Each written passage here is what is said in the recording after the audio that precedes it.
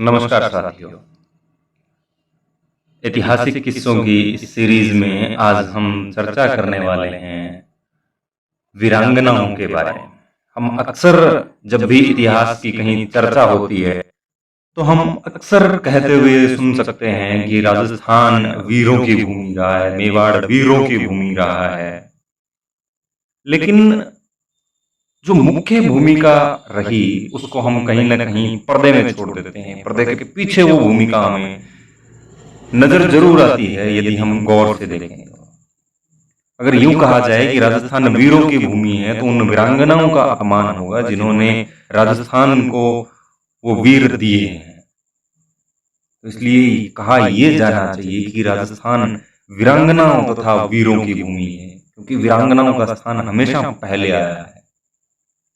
तो आइए आज की इसी श्रृंखला में हम ऐतिहासिक किस्से में हम जानेंगे मेवाड़ के क्षत्राणियों के इतिहास के बारे में, जिन्होंने कभी सतीत्व की रक्षा के लिए तो कभी जौहर किया तो कभी शत्रुओं का संहार किया। आइए इसी कड़ी में हम आज शुरू करते हैं मेवाड़ की क्षत्राणियों की गौरव गाथा। महारानी पुष्पावती ने 6वीं सदी में एक पुत्र को जन्म दिया जो बाद में आगे चलकर गुहिल के नाम से प्रसिद्ध हुए और मेवाड़ के गुहिल वंश के संस्थापक कहलाए। 10वीं सदी में मेवाड़ के रावल भरत भट्ट सेकंड ने राष्ट्रकूट वंश की एक राजकुमारी महालक्ष्मी से शादी की। इनके पुत्र हुए रावल अल्लट। रावल अल्लट ने हूण राजकुमारी हरिया देवी से विवाह किया था। हूण राजकुमारी से विवाह यानी ये चीज दर्शाती है कि जो आत्मसातीकरण का गुण जो है वो राजस्थान में भरा हुआ है, कूट कूट करके भरा हुआ है। आत्मसातीकरण जो है वो एडेप्टेशन का जो गुण है, एडेप्टेशन कल्चर जो है वो राजस्थान में बहुत अच्छे तरीके से। हूण चूंकि राजस्थान की कोई जाति नहीं है, हूण बाहर से आए हुए विदेशी जाति है, लेकिन फिर भी उन्होंने शादी की।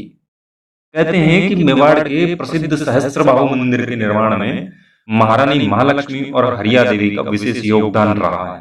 यानी उन्होंने केवल सिर्फ और सिर्फ इतना नहीं कि हूण राजकुमारी की शादी हुई और वो एक महारानी कहलाए हैं, उन्होंने सहस्त्रबाहु मंदिर का निर्माण भी, मेवाड़ का जो आज के समय में प्रसिद्ध मंदिर है सहस्त्रबाहु मंदिर, उसका निर्माण महारानी महालक्ष्मी और रानी हरिया देवी का उसमें विशेष योगदान था। राजकुमारी हरिया देवी ने हर्षपुर नामक गांव भी बसाया है। 13वीं शताब्दी में जब हम जाते हैं तो मेवाड़ के रावल तेज सिंह की रानी जैतल देवी का नाम मिलता है। एक जैतल देवी का जिक्र आता है जो कि रावल तेज सिंह की पत्नी है। उन्होंने चित्तौड़गढ़ में पार्श्वनाथ का एक बहुत शानदार मंदिर बनवाया, एक भव्य मंदिर बनवाया।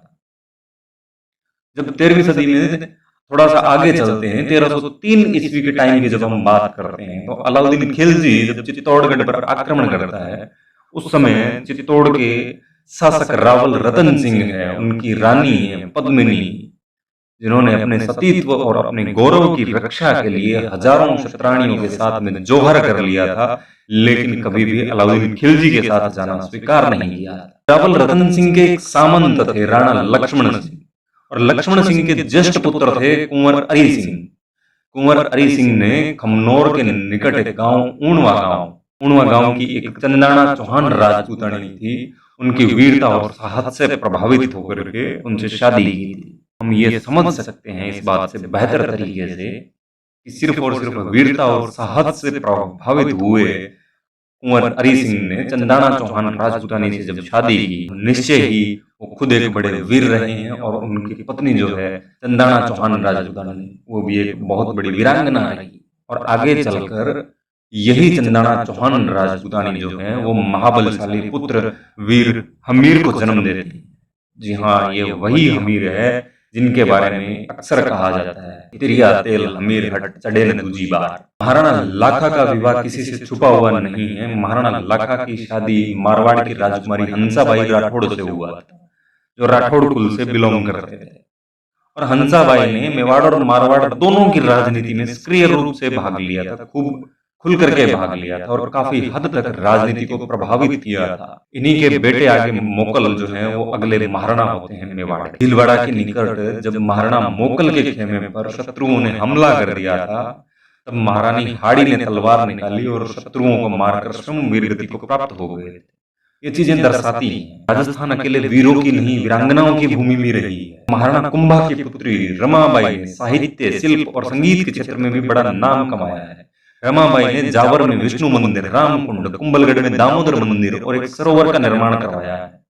ये चीजें समस्त बातें हमें ये दर्शाती है कि जो मेवाड़ की रानियां रही हैं, मेवाड़ की जो बेटियां रही है, उन्होंने भी कहीं न कहीं बराबर की हिस्सेदारी मेवाड़ के साहित्य में, मेवाड़ के शिल्प में, मेवाड़ के संगीत में, मेवाड़ के कलाकृति में, मेवाड़ के वीर भूमि में बराबर का योगदान दिया। महाराणा रायमल की एक रानी, रानी श्रृंगार देवी राठौड़ घोसुंडी की बावड़ी का निर्माण करवाया। महाराणा सांगा पर उनकी रानी कर्णावती का प्रभाव था।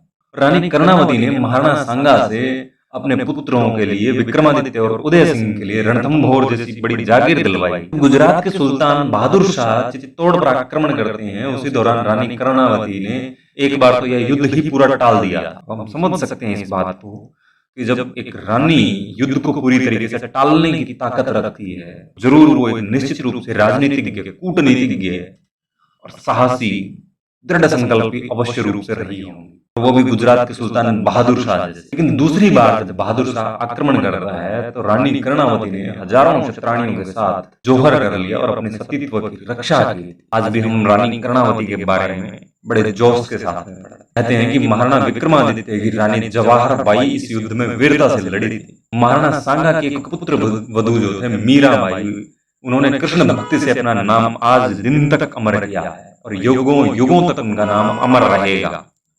माँ पन्ना के बारे में सभी जानते हैं। वो पन्ना दाय प्रातः स्मरणीय है वो माँ जिसने अपने पुत्र का बलिदान देकर के बनवीर से कुंवर उदय सिंह के प्राणों की रक्षा की थी। महाराणा उदय सिंह की रानी सज्जाबाई ने प्रहलाद राय जी का मंदिर बनवाया।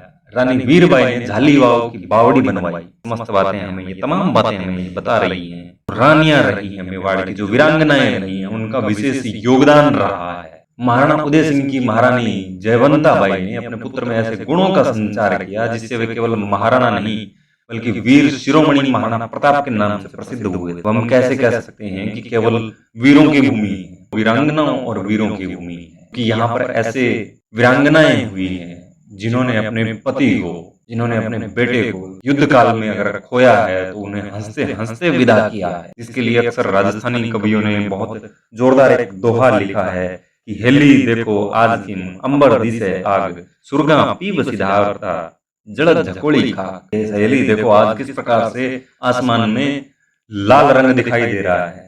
पत्नी है जिसका पति अभी अभी स्वर्ग सिधारा है, युद्ध भूमि में रणखेत रहा है, वो कह रही है कि सुरगा पीव सिद्धार्था, आज जो मेरे पति हैं वो स्वर्गवासी हुए हैं, जड़ झकोड़ी। इसलिए जो जलद हैं, जो बादल हैं, उनके स्वागत कर रहे हैं, उनका स्वर्ग में स्वागत कर रहे हैं। इसी श्रृंखला में जब 1568 ईस्वी में अकबर के आक्रमण के दौरान चित्तौड़गढ़ दुर्ग में रावत पत्ता चुंडावत की पत्नी रानी फूलकमर के नेतृत्व में सैकड़ों प्राणियों ने जोहर किया। तो जोहर हैं वो मुगलों के दौरान प्रारंभ हुए हैं, ये भी हम आसानी से समझ सकते हैं कि अपने सतीत्व की, अपने गौरव की रक्षा करनी है तो फिर जोहर करना पड़ेगा। हम जब इतिहास को ठीक तरीके से शोध करते हैं, देखते हैं, तो ये भी एक मन में पीड़ा उत्पन्न करता है कि जैसे ही मुगलों का आगमन होता है वैसे ही जोहर प्रारंभ हो जाते हैं। महाराणा प्रताप की महारानी अजबदेव पवार, हम महाराणा प्रताप को तो खूब बखूबी जानते हैं कि महाराणा प्रताप ने कष्टों को वहन किया था, कष्ट भर उनका जीवन रहा था, हमेशा वो पहाड़ों में भटकते रहे थे, लेकिन अजबदेव पवार हमेशा से उनके साथ रही थी, कदम कदम पर उनका साथ दिया, कदम कदम पर उनका उत्साहवर्धन किया।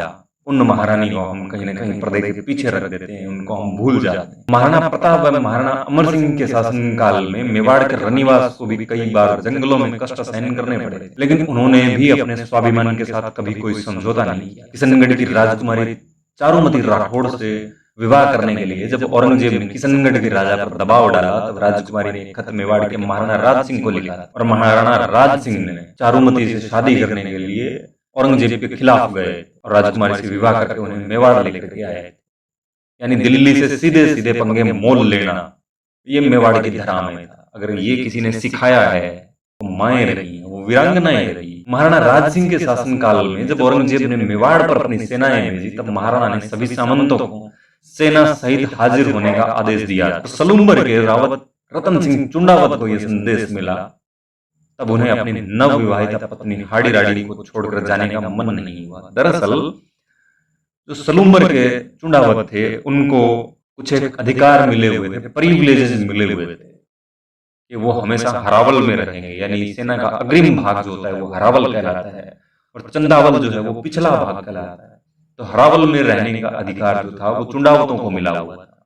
इसलिए अगर कोई भी युद्ध होगा तो सलूम्बर के चुंडावतों को पहले न्योता दिया जाएगा कि आइए आप हरावल का नेतृत्व कीजिए। जब राज सिंह ने उनको भेजा औरंगजेब के खिलाफ, औरंगजेब जब मेवाड़ पर चढ़ाई कर रहा है, तब राज सिंह ने सलूम्बर के रावत रतन सिंह को चुंडावत को यह संदेश भेजा कि आइए और अपनी हरावल संभालिए। उनकी हाड़ी रानी थी जिनका नाम सहल कमर मिलता है, उनको छोड़कर जाने का मन नहीं। तो उन्होंने रानी से कहा कि कोई निशानी भेजी जाए ताकि युद्ध के समय जब तुम्हारी याद आए तो उसे देखकर अपना मन हल्का कर सके। हाड़ी रानी ने मन में विचार किया, एक वो मेरे पिता के बहन थे, मेरी बुआ थे जसवंत थे, जिन्होंने अपने पति के लिए किले के दरवाजे महज इसलिए बंद कर दिए क्योंकि वो युद्ध क्षेत्र बीच में छोड़ करके आ गए थे, रण क्षेत्र से बीच में आ गए थे। और एक ये है जो मेरी वजह से युद्ध क्षेत्र में जाने से मना कर रहे हैं। हाड़ी रानी ने अपना सिर काट करके भेज दिया। इतिहास में ऐसा कोई भी अन्य उदाहरण नहीं मिलता है जिसे ये संदेश जाता हो कि मातृभूमि प्रेम सदैव व्यक्तिगत प्रेम से बढ़कर के माना जाए। कूद पड़ी झट तेज त्याग, नैना में अग्नि झमक उठी, चंडी रूप बणो छिन में विकराल भवानी भवक उठी। हाड़ी रानी के बारे में, सहल कमर के बारे में और दोहा मिलता है। सतरी सेनानी चाहिए समर सलूम्बर धीस, चूड़ामन मेली सिया इंधन मेलियो शीस। मां सीता ने जब हनुमान जी ने कोई निशानी मांगी तो उन्होंने अपनी चूड़ामन भेजी थी, लेकिन जब सहल कमर ने कोई सेनानी मांगी, निशानी मांगी उनके पति ने, तो उन्होंने अपना शीश काट करके भेज दिया कि मेरी वजह से मातृभूमि के प्रेम में कभी भी कोई आंच नहीं आनी चाहिए, कोई कमी नहीं आनी चाहिए। ये वो क्षत्राणियों का देश रहा है। महाराणा राज सिंह की रानियों ने मेवाड़ में बावड़ियों का निर्माण करवा करके जल संरक्षण की उपयोगिता सिद्ध की। 1708 ईस्वी में मेवाड़ की राजकुमारी चंद्रकुमारी बड़ी प्रसिद्ध हुई क्योंकि उनका विवाह आमेर के राजा सवाई जय सिंह से करवाया गया। महाराणा संग्राम सिंह सेकंड की माता बाईजीराज देव कंवर ने उदयपुर के सीसाराम में वैद्यनाथ का बड़ा ही सुंदर मंदिर बनवाया। मेवाड़ की राजमाताओं ने समय समय पर अनेक चांदी और स्वर्ण के तुला दान करवाए और कई मंदिर और बावड़ियां बनवाकर प्रसिद्धि पाई है। लेकिन हम इन सब चीजों को कहाँ जानते हैं? हम कहाँ जानते हैं इन सब चीजों को? राजकुमारी कृष्णा कुमारी ने मेवाड़ की जो एक बड़ी दुखद घटना मानी जाती है, उदयपुर और जोधपुर में कृष्णा कुमारी विवाह को लेकर जो विवाद हुआ था, जिसमें पिंडारियों ने भी दखल दिया था और इसका अंत किया गया कृष्णा कुमारी को जहर का प्याला देकर। और इस जहर को कृष्णा कुमारी ने बिना कोई प्रश्न किए पी लिया। मातृभूमि पर कोई आंच नहीं आनी चाहिए। हम कहाँ जानते हैं कि रानियों ने भी कोई मंदिर का निर्माण करवाया है? हम अक्सर पढ़ते हैं कि राजाओं ने मंदिर का निर्माण करवाया है, रानियां महारानियां कहीं पर्दे के पीछे रह जाती। अगर हम ओवरऑल बात कर रहे हैं, मेवाड़ की क्षत्राणियों ने कभी अपने सतीत्व की रक्षा के लिए जोहर किए, तो कभी तलवार से शत्रुओं का संहार किया, कभी मंदिर बनवाए, कभी बावड़ियां बनवाई, कभी शिल्प कला में रुचि दिखाई, कभी साहित्य में, कभी संगीत में अपना योगदान दिया। और ये तमाम बातें साबित करती है, ये तमाम बातें सिद्ध करती है, इन तमाम बातों से ये सिद्ध होता है मेवाड़ हो चाहे मारवाड़ हो, हमेशा राजस्थान वीरांगनाओं की भूमि रहा। क्योंकि अगर अकेले वीरों की भूमि कहा जाए, अतिशोक्ति भरा कथन होगा, क्योंकि मेवाड़ ही नहीं पूरा राजस्थान वीरों और वीरांगनाओं की भूमि रहा। अगर किसी बच्चे में देश प्रेम की भावना अगर डाली जा रही है तो वो उसकी माँ के द्वारा, और माँ उसे सिखा रही है। झूले में बचपन में जब वो झूला झूल रहा है बच्चा, तो उसको सिखा रही है कि इला न देनी आपनी हालरियो राय, पूत सिखावे पालने मरण बड़ाई माय। इला न देनी आपनी, यानी अपनी धरती नहीं देनी, मरण बड़ाई माय, जो अगर उसके लिए जान भी देनी पड़े तो हम खुशी खुशी देंगे।